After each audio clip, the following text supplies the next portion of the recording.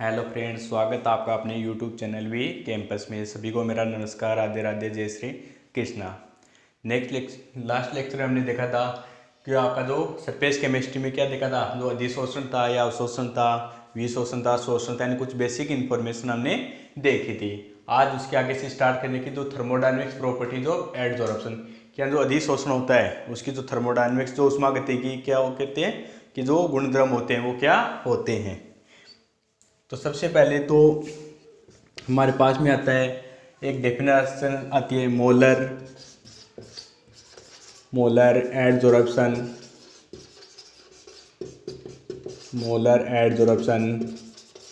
Heat या energy कि molar अधिशोषण उष्मा या ऊर्जा क्या होती है। तो वो क्या होती है दोस्तों, एक मोल क्या होता है, एक मोल एडसोर्बेट यानी एक मोल अधिशोष से क्या हो जाए, एडसोर्बेंट के ऊपर एक मोल अधिशोषक के ऊपर अवशोषित होने पर जो एनर्जी क्या होती है, रिलीज होती है। एनर्जी क्या होती है दोस्तों, रिलीज यानी उत्सर्जित होती है। वो उष्मा क्या कहलाती है, आपकी मोलर अधिशोषण उष्मा या ऊर्जा कहलाती है। तो कहने का क्या मतलब है कि एक मोल अधिशोषण उष्मा वह उष्मा होती है कि एक मोल अधिशोष्य को अवशोषक के ऊपर अवशोषित होने पर जो ऊर्जा क्या होती है, उत्सर्जित होती है, वो क्या कहलाती है, उसकी मोलर अधिशोषण उष्मा कहलाती है। सेकंड इसकी प्रॉपर्टीज है कि जो आपकी एडजॉर्प्शन की जो प्रोसेस होती है यानी अधिशोषण की जो प्रक्रिया होती है वो क्या होती है, आपकी एक्जोथर्मिक होती है दोस्तों। क्या होती है, एक्जोथर्मिक रिएक्शन। क्या होती है दोस्तों, आपकी एक्जोथर्मिक रिएक्शन होती है। यानी क्या होती है, उत्सर्जित अभिक्रिया। ये क्या होती है, आपकी अवशोषण अभिक्रिया होती है, क्या होती है, उत्सर्जित। जिसमें एक्जोथर्मिक का मतलब क्या होता है, इसमें एनर्जी क्या होती है दोस्तों, रिलीज होती है, एनर्जी रिलीज। यानी कोई भी अगर अभिक्रिया होती है, कोई भी रिएक्शंस होती है तो एनर्जी क्या होती है, उसमें रिलीज होती है यानी उत्सर्जित होती है। और जिसमें क्या होती है, एनर्जी उत्सर्जित होती है यानी एक्जोथर्मिक रिएक्शन के लिए जो एंथैल्पी जो चेंजेस होता है, क्या होता है दोस्तों, एंथैल्पी चेंजेज। यानी एंथैल्पी में जो परिवर्तन होता है डेल एच, वो क्या होता है दोस्तों, नेगेटिव होता है। और अगर क्या हो, एंडोथर्मिक रिएक्शन हो, क्या हो, एंडोथर्मिक रिएक्शन यानी जो उष्मा शोषी की जो अभिक्रिया होती है उसके लिए डेल एच का मान क्या होता है दोस्तों, पॉजिटिव होता है। क्या होता है, पॉजिटिव। तो यानी जो एडजॉर्प्शन अधिशोषण की जो प्रक्रिया होती है वो क्या होती है, आपकी उत्सर्जी अभिक्रिया होती है यानी एक्जोथर्मिक रिएक्शन होती है। उसमें ऊर्जा क्या होती है, उत्सर्जित होती है। उसमें जो एंथैल्पी परिवर्तन होता है डेल एच, वो क्या होता है, नेगेटिव होता है। और जो एंडोथर्मिक होती है उसके लिए डेल एच का मान क्या होता है दोस्तों, पॉजिटिव होता है। थर्ड देखते हैं हम, इसमें जो डेल एच यानी एंट्रोपी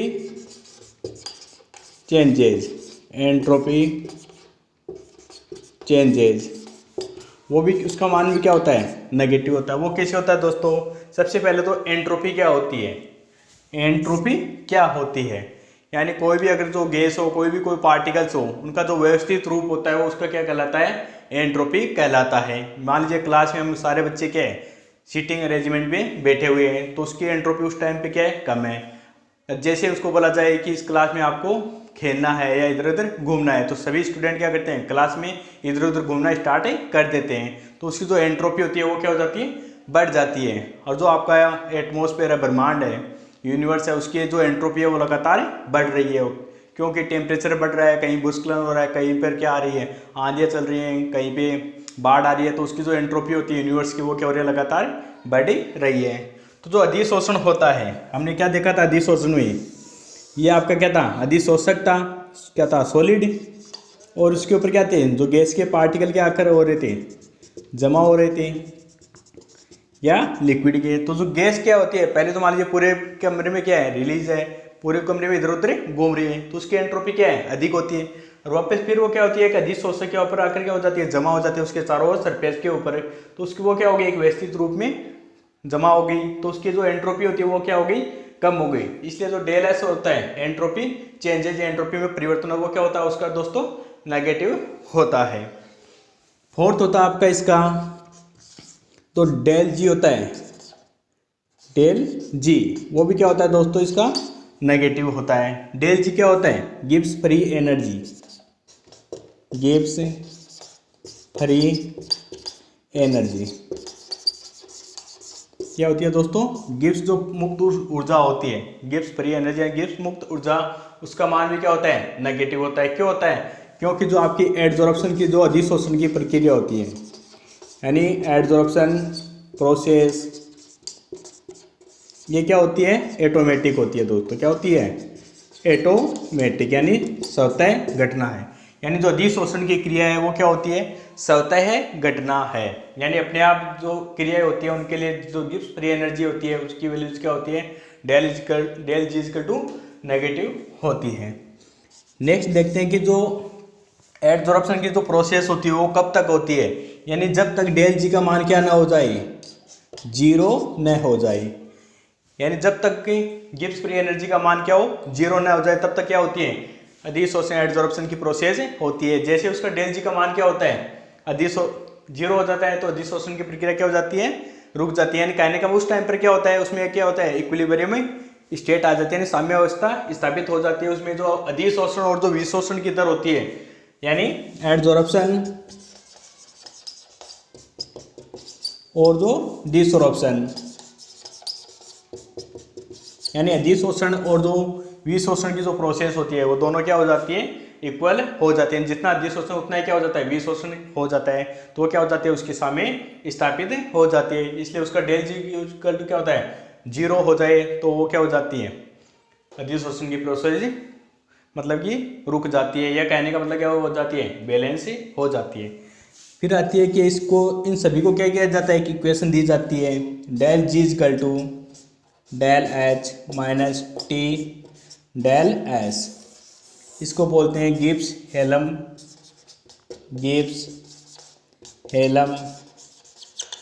वोल्टेज रिएक्शन, यानी गिब्स हेलम वोल्टेज अभिक्रिया बोला जाता है। डेल जी क्या आपका गिब्स फ्री एनर्जी में चेंज है, डेल एच क्या एंथैल्पी परिवर्तन, टी क्या है टेम्परेचर है, डेल एच क्या आपका एंट्रोपी में परिवर्तन। तो ये क्या थी आपकी अधिशोषण की उष्मागतिकी गुणधर्म या थर्मोडायनामिक प्रॉपर्टीज ऑफ एडजॉर्प्शन। यानी मोलर एडजॉर्प्शन एनर्जी क्या होती है, एक मोल अधिशोषक क्या होता है, अधिशोषक होने पर जो एनर्जी क्या होती है, रिलीज होती है, वो क्या कहलाती है, उसकी मोलर अधिशोषण उष्मा। एडजॉर्प्शन की प्रक्रिया क्या होती है, एक्सोथर्मिक रिएक्शन होती है, इसलिए उसका डेल एच क्या होता है, नेगेटिव होता है। एंट्रोपी में परिवर्तन क्या होता है, धीरे धीरे एंट्रोपी क्या होती है, कम होती है, तो इस डेल एच का मान क्या होता है, नेगेटिव होता है। और जो अधिशोषण प्रक्रिया वो क्या होती है, अपने आप होती रहती है, इसलिए उसका डेल जी का मान क्या होता है, नेगेटिव होता है। और कब तक अधिशोषण होता है, जब तक उसका डेल जी का मान जीरो न हो जाए। अगर del G equal to zero होता है तो अधिशोषण और विशोषण की दर क्या होती है, इक्वल होती है। डेल जी इक्वल टू क्या है, del H minus T del H, इसको बोलते हैं गिब्स हेलम वोल्टेज इक्वेशन बोला जाता है। ये तो आपकी thermodynamic properties of adsorption. Next हम देखते हैं कि जो अधिशोषण होता है वो कितने प्रकार का होता है। तो सबसे पहले हम देखते हैं कि जो अधिशोषण है क्या दोस्तों, types of adsorption, types of adsorption. यह क्या होता है, जनरली बॉन्ड के आधार पर, बिटवीन बॉन्ड स्ट्रेंथ, यानी जो अधिशोषक और अधिशोषिता उनके बीच में किस प्रकार का बंध बन रहा है, उनके आधार पर अधिशोषण कितने प्रकार का होता है दोस्तों, दो प्रकार का होता है। क्या होता है, दो प्रकार का। एक तो होता है आपका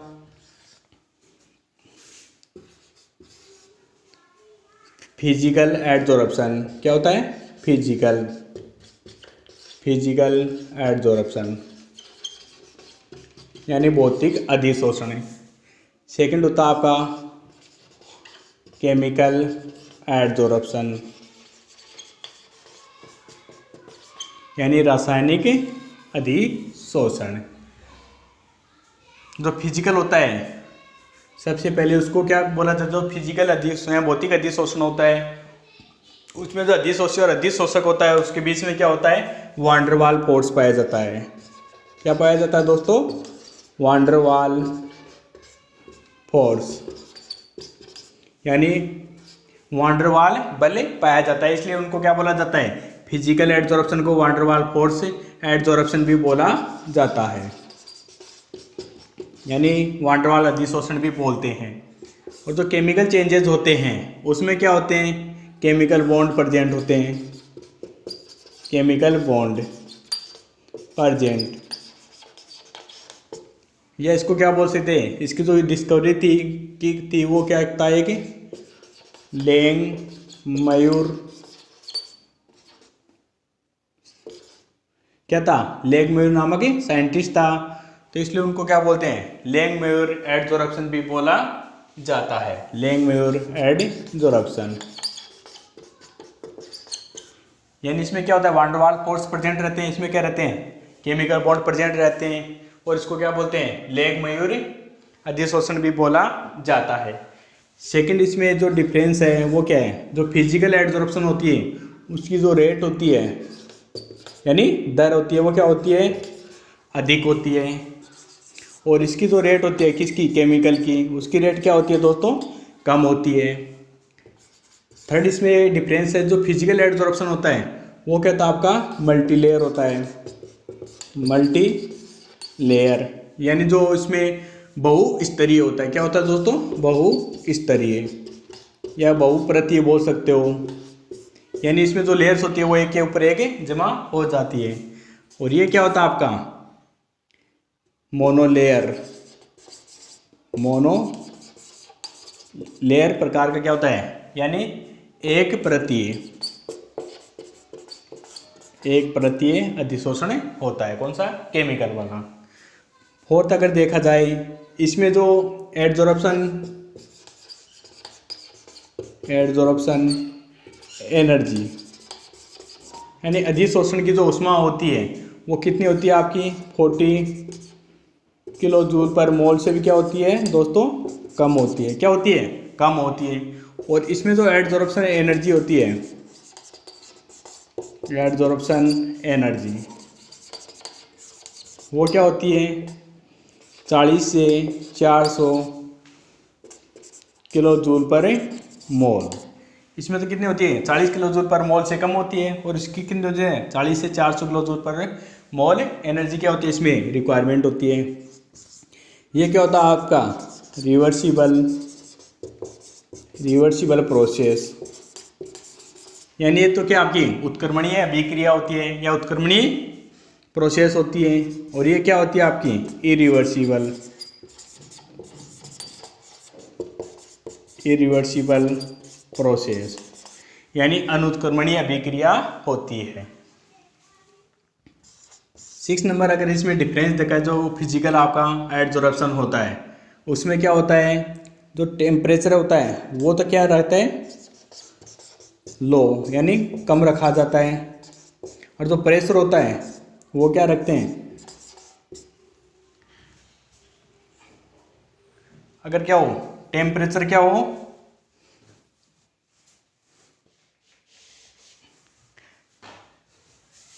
टेम्परेचर अगर क्या किया जाए?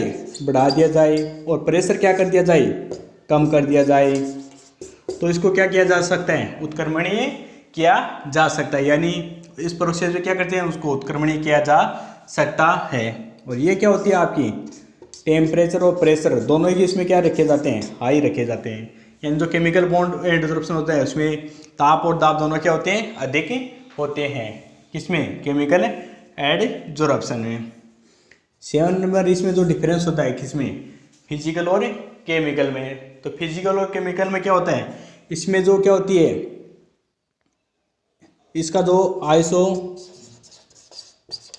बारीक ग्राफ या कर्व बोल सकते हो, वो हमारे को किस प्रकार का प्राप्त होगा? और इसमें किस प्रकार का आइसोबारिक कर्व?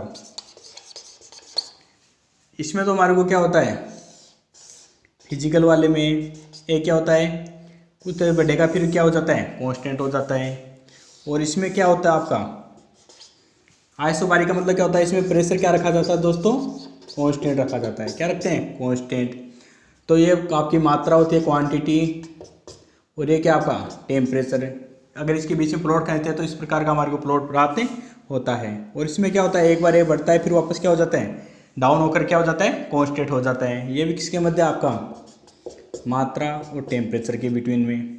और इसमें भी क्या रखा जाता है, पी यानी प्रेशर क्या रखा जाता है, कांस्टेंट रखा जाता है। यानी आइसोबैरिक कर्व है इसका, इस प्रकार का हमारे को प्लॉट प्राप्त होता है और इसका इस प्रकार का हमारे को प्लॉट प्राप्त होता है। नेक्स्ट अगर इसमें डिफरेंस देखा जाए, किसमें, फिजिकल और केमिकल में, तो सबसे पहले क्या तो क्या था, वान डर वाल फोर्स है, अधिशोषण है, ये क्या है, केमिकल है।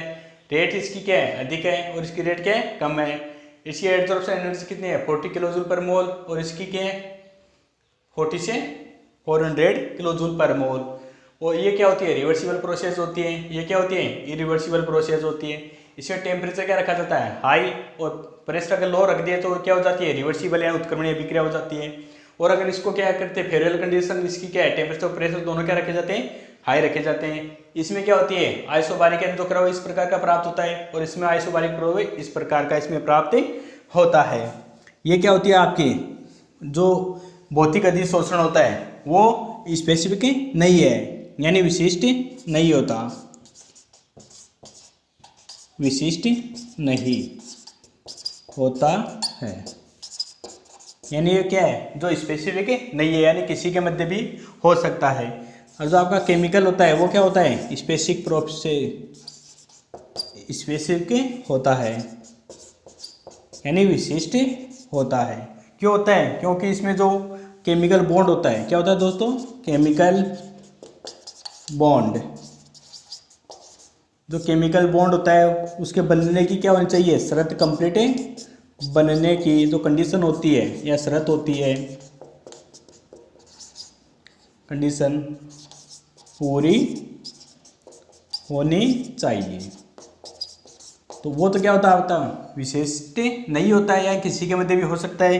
ये क्या होते हैं, विशिष्ट होते हैं। यानी इसके अंदर क्या होता है, केमिकल में अगर बीच में क्या हो रहा है, जो रासायनिक बंध बनने के लिए जो शर्त होती है वो अगर पूरी हो रही है या रासायनिक बंध बन रहा है, तभी वो क्या होता है, केमिकल होता है, अदरवाइज नहीं होगी वहाँ पर। ये क्या हो सकता है, किसी के मध्य भी हो सकता है। ये था आपका फिजिकल एडजॉर्प्शन और केमिकल एडजॉर्प्शन दोनों में डिफरेंस। तो उम्मीद करता हूँ दोस्तों आपको वीडियो अच्छा लगा होगा, और अच्छे से जो फिजिकल और केमिकल जो अधिशोषण होता है वो दोनों में डिफरेंस अच्छे से समझ में आ गया होगा।